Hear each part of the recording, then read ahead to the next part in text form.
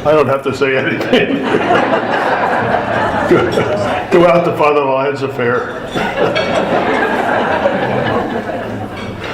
I thought he was talking to what? I had a civilian priesthood after that, but that's a long story. When Joe Sosnowski called me to invite me to this affair today to be the speaker, I said, why me? And Joe in effect says, well, you've obviously had an interesting life. We know what you're doing now, but we haven't heard what you've been doing. Would you tell us? And I said, yeah, but Bill just did that. And then he said something interesting to me. He used the word connector. He said, over the years, you've been a connector of sorts. While we were three separate entities in Ocean City, it was you who was involved in all three parishes, most heavily at 2nd Street and 40th Street, but I've had my times at St. Augustine too. And I said, well, thank you, that's true. But then I realized that there's something more basic than what I've been doing here for the last, actually it's longer than 2000. The Knights of Columbus have been a connector, really and truly, because they've been involved in all three parishes and supportive of the ideals of all three parishes. And I think you are the people that we should be looking at and thanking today, because you're the forerunner of the successful and about ready to thrive parish of St. Damien. I said thank you to Joe, and I am here. I thought I'd talk a little bit about my life. I'm going to get you out for the Mass, don't worry about that.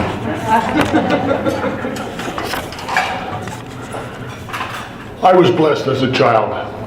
I was born into a family of faith.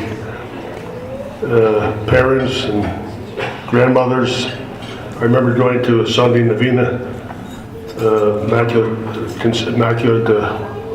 miraculous medal novena, as a child with my grandmother. I was fortunate. My dad, by the time I was born in 1925, already had his own business. He was a steel contractor.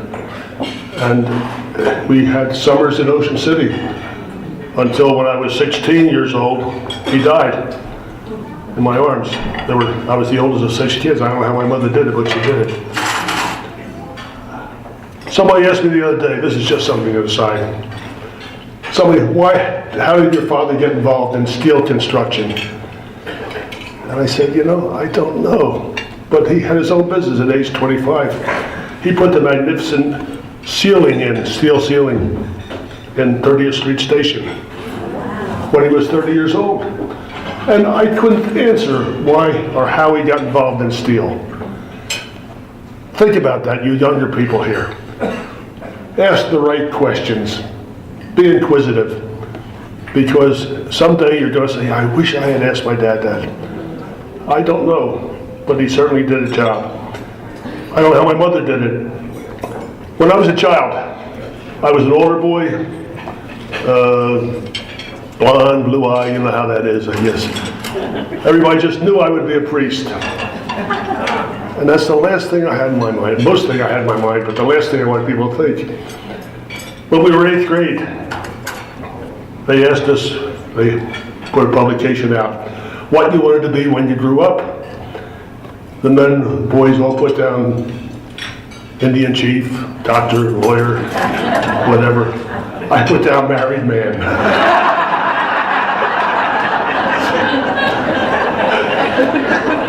I remember that moment. I said, I'm not going to put down priest. When my dad died in my arms when I was 16, I said, well, that rules out the priesthood. There's no way I could do it. 2 of my buddies had already gone to the seminary from the South. I was working at Gimbel's at 8th and Market.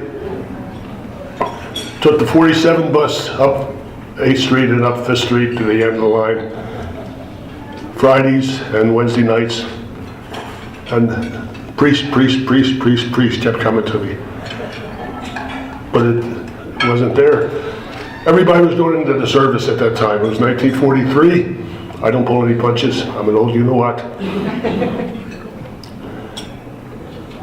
So I went in the Army, I enlisted. I was no hero. I was trained as an infantryman. At LaSalle High School, we used to get kidding from the people in North.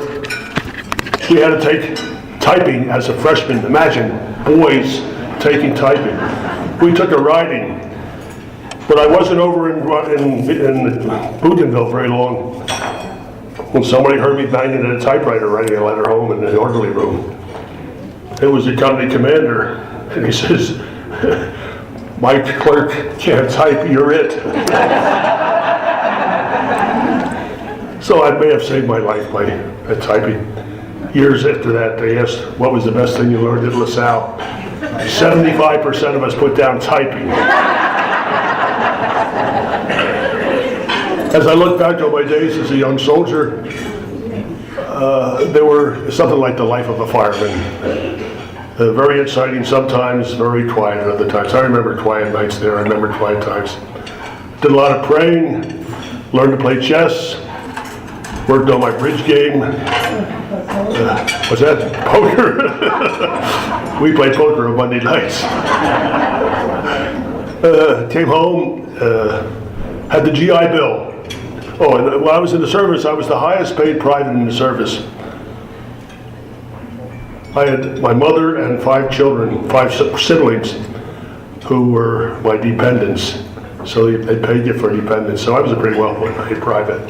I came back, I had a GI Bill for the seminary. I'm going to brush over that. 9 years, went like 9 years. A lot of it was wonderful, a lot of it was tough. But I was older. I tell a secret about that. 1 or 2 guys would leave every month or every 6 months, and I would say, thank God he left.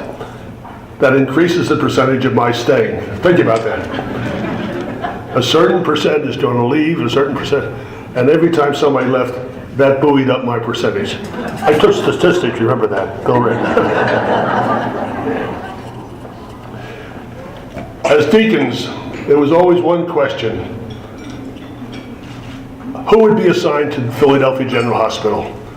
No one could ever figure why someone would be assigned there, some individual. But that was the big question. Everybody else went to the cold regions. I went to the hospital, it was wonderful. I didn't do anything but priest, like when I was a senior priest later on. No administration, just sacraments, instructions, baptisms, all that sort of stuff. Anointings, dozens of them. It was the charity hospital in Philadelphia at that time. I was invited to 2 different things there. I was invited to be chaplain at Drexel University Newman Club, and I was invited to the Pennsylvania National Guard. Wow, did I jump at that? Because I had been very satisfied in the military, and this was an opportunity. I was teaching high school at the time, and was very happy. But the Guard presented an opportunity for me. After 3 years in the Guard, 2 years in the Guard, I went to the Cardinal. I said, when you asked me to join the Guard, somebody died, somebody got married, all that sort of stuff. Somebody was made a bishop, that's how it happened.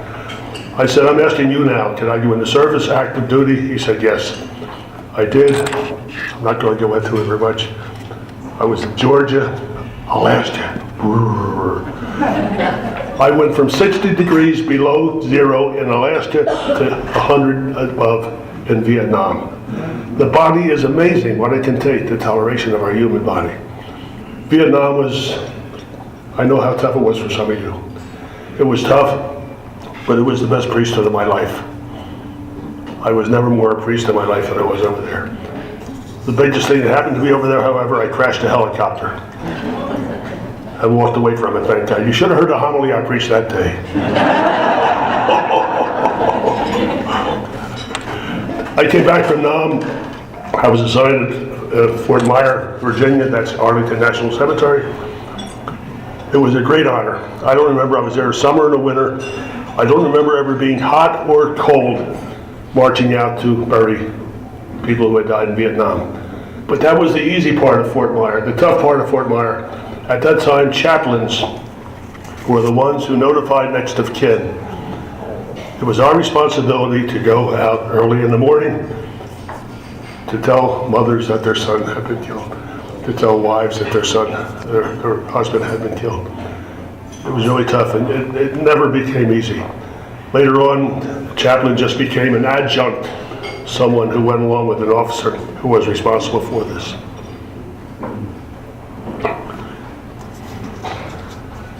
Along the line of my Army chaplaincy, I had 2 different tours in Germany.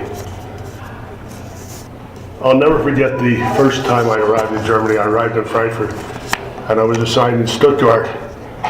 And we made that drive down the Autobahn from Frankfurt to Stuttgart. I had been there before. I had never been there before, but I had been there before. It was deja vu all over, whatever it is, deja vu all over again.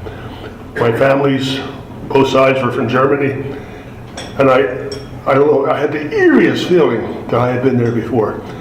And I came back as Pennsylvania Dutch country that I had remembered, driving out on the turnpike, driving out the Harrisburg way, because that's where these Pennsylvania Deutsch were from, and that's how they found their way over there.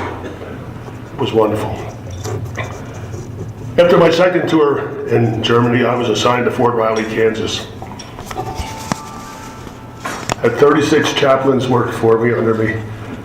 It was wonderful. My first year there, I said if they would move Fort Riley to the East Coast, I would stay there forever.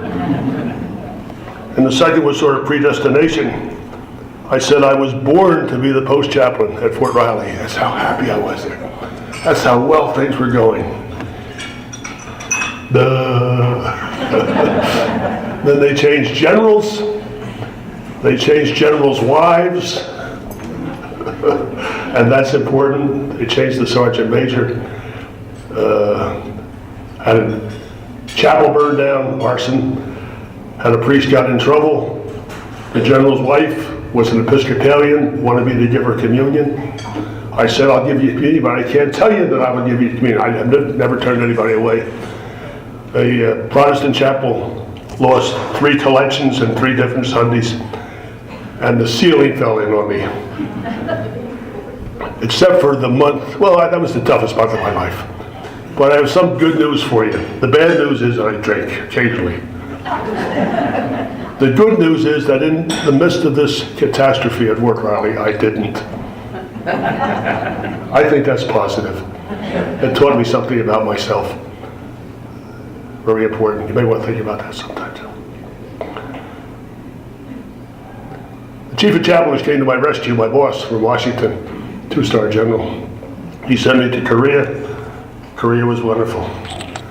I was a senior priest, second senior chaplain in Korea. I had access to embassy, I had access to the military, to the civilian priest, cardinal. We were at peace, if there was such a thing in Korea at that time. I got my handicap down to 15. And I was invited to go to Fort Dix when I came back. Fort Dix was always too close to home for me, but I felt this was the time. Just coincidentally, the Phillies, the Sixers, the Flyers, and the Eagles were all at the top of their games in 82 to 86, the 4 years I was there. It was easy to be a Philadelphian, to be in Fort Dix at that time. We had 2 great generals. My mother was getting old. She did die while I was there, and I was ready, willing and able to be involved in her funeral, her death, and the family's bereavement. I decided to take one more tour. I was getting old.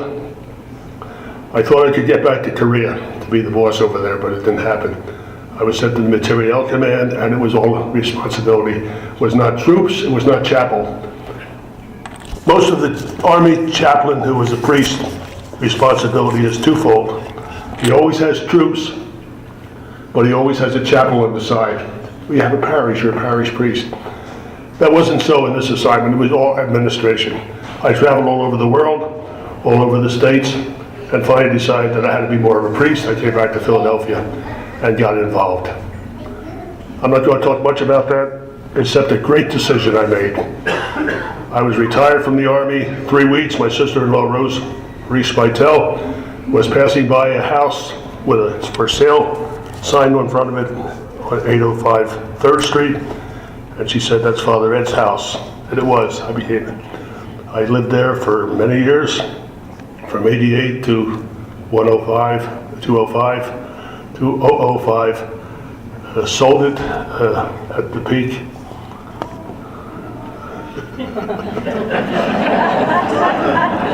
The second toughest month of my life was when the potential buyer came to the meeting for sale without his checkbook. He gave me 30 days, and I took some advice, and I got the 30 days. He brought it 30 days later, and I sold the house, and I now live in a very nice apartment. My time in Ocean City has been sensational for me. I think it has been less than painful for you too, because I've tried to practice what I preach. Try to preach what I practice. Faith, family, and friends. The key virtue of being hope, which is a sidekick of joy. I've been involved in all sorts of ways. It's been my pleasure to be here and to be yours as best I can.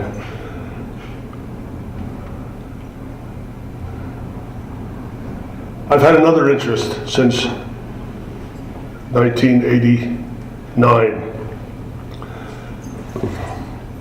I've been involved in the Bishop of India, doing an appeal for him. And this has taught me a few things.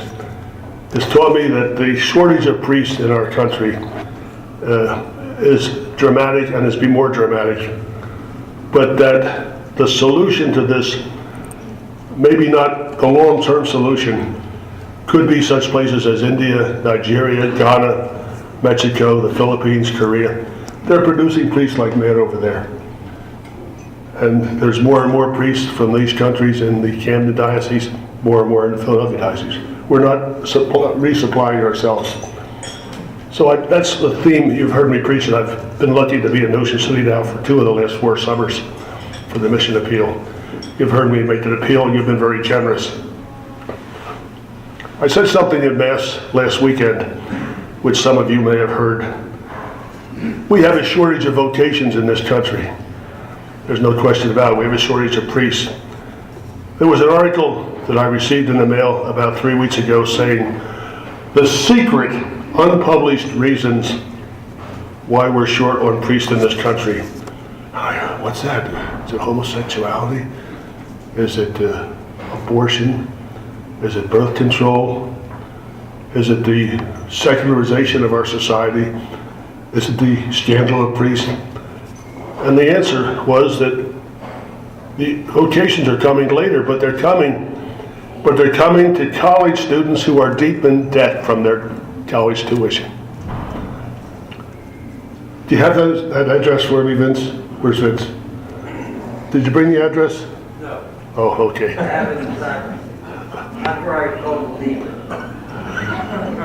Vince Trainer has an address of an organization that's involved in trying to cut down this loss. This organization tells me, and I read about it in the Sunday Visitor also, that there may be as many as 1,000 young men and almost that many women who are so deeply in debt that their orders that they're trying to get into cannot accept them because it would be a distraction to their religious life, and the same way with the seminarians. If you're interested in supporting this, it sounds like an effort on our part to cut down. I had so much else to say, but I want to get you to Father Lyon's function. I appreciate your attention. It's been my pleasure to serve you and yours. I hope that this can continue as we go on through life. Who knows? I have a favorite prayer. You've heard me say this many times. Father, into your hands I commend my spirit. It's a recognition that I'm not in charge, that the Lord is in charge, and we just try to do what he wants us to do day by day by day by day by day. Thank you for your attention.